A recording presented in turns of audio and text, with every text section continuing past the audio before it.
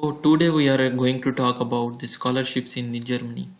So which is also known as the scholarships. It is for all programs, MS and PhDs, and for all nationalities, which includes air tickets, fully funded, monthly scholarships, monthly stipend, and accommodation. So for more information, you need to go to jobsandcareerhub.blogspot.com, where you can see this website.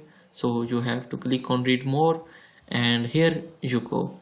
You can see all the information and details about this scholarship and the grant coverage, the field of studies in which you can go, and the documents which are required.